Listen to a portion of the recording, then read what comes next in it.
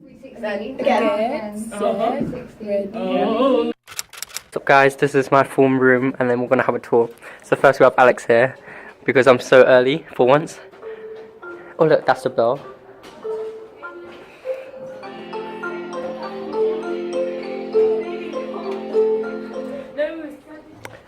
So this is the maths room and where we use it in the morning for our form room.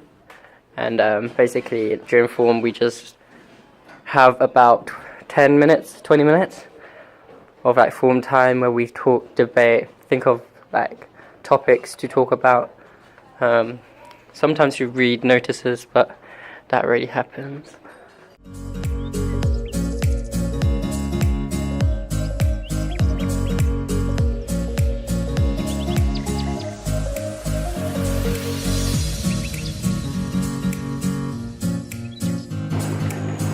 Yeah, hello,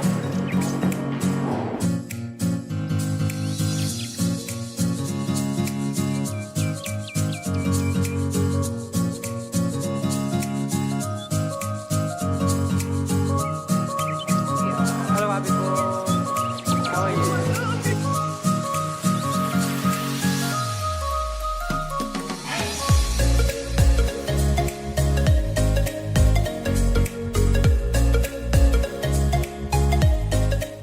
Finish. Right, so 3, 2, 1. That's at the same time.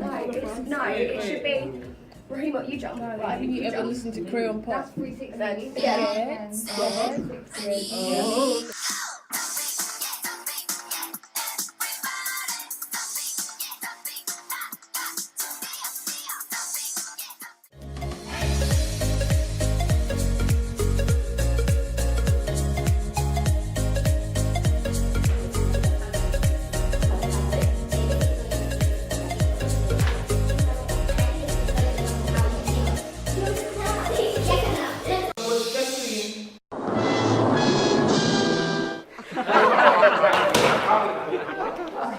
Architects behind it, but the engineering people made it was called Joseph.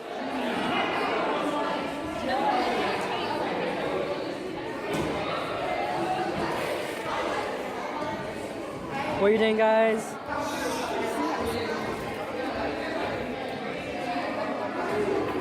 Concentrating hard, yeah. Say hi.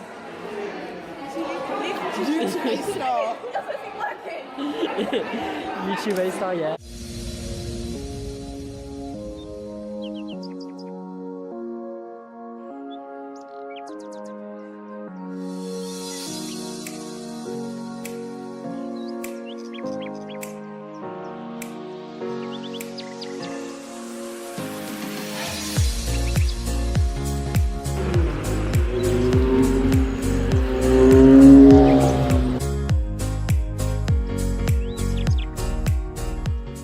Hey guys, it's your boy Noki.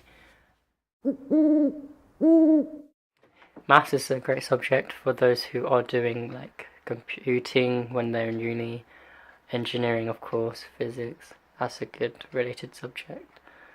Finance obviously, if you're going down that route. There's mechanics, statistics and decision maths if you're doing further maths, yeah.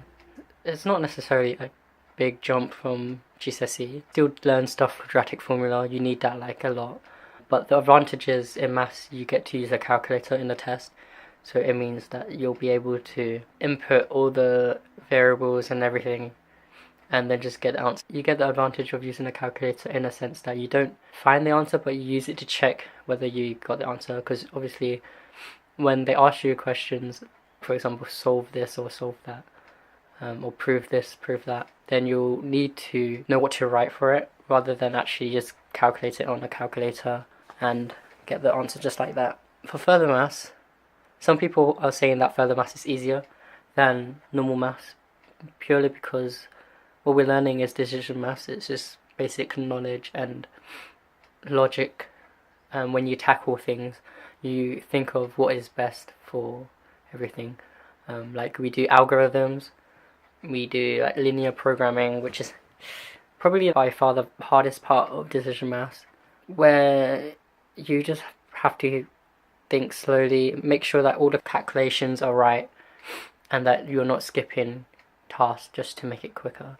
When you get into sixth form, you'll have 3 periods, which is such a great thing to have, especially when you compare it to GCSE, because GCSE you're doing 11 subjects, which is already quite a lot, because by the time you're in exam period, you're doing not just 11 exams, but more than that, because each subject has like multiple papers. Compared to A-level, when you're only doing like at most 4 or 5, maybe even 3 subjects, and the exams is not a lot compared. They're changing the specification this year. It's like a linear course. You have to take A-level. You can't take AS exams. You have to take the whole every exam at the end of year 13. So it's more pressured in a way, but some universities, they're like that, because if you're applying for medicine, they want you to be in that pressure. They want you to experience that pressure, so that by the time you're a doctor or like a nurse, you'll be able to tackle situations under pressure. In a way, GCSE putting that pressure on you, it's good because it's training you up to that stage, and it's good to have an early start. So don't take like GCSE just like a ride through. Like, don't say that, oh, this is easy, because it really isn't. For those who are wondering what like GCSE exam period is like, some schools, they will have like mock exams around now, where you have exams just like you would in your GCSE period. You'll have 3 tests in one day, which is, it's really long, but you just have to cope with it.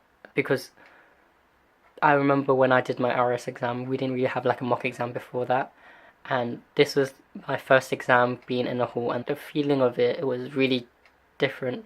And so I didn't really get, I can't remember what I got for my first exam, but it wasn't like as I expected. I think it was a B or something. Afterwards, I got the experience of having been in a hall with like chairs laid out in a specific like layout. So after that, I did the second part of the RS exam. After having the experience of being in a hall, I think I got an A-star on the RS exam, part 2. So when you are doing exams, make sure you revise as you would when you get to your GCSE exam period. Those who are doing GCSE this year, good luck. It's honestly not something you should worry too much about, purely because it's just helping you decide what subjects you really want to do in A-level and therefore like in university. For example, in the beginning, before choosing my GCSEs, I thought about, is music really useful for me? And I thought about it, and I said that a lot of universities, they do like you to have UCAS points, and you get UCAS points from getting grade 6, 7, 8 music theory and your regular music lessons.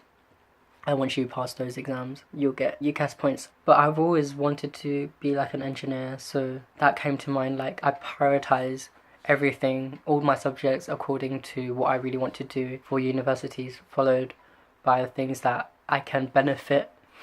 For example, going to my secondary school, when I was choosing GCSEs, I prioritized the more design kind of subjects, so like DT, product design, and also art. And yes, I did choose art over music, because if I want to do engineering, it would be useful if I knew how to draw, compared to listening to music. Unless obviously you're doing like a music engineering kind of thing. If it's not right for you, don't force yourself to do it.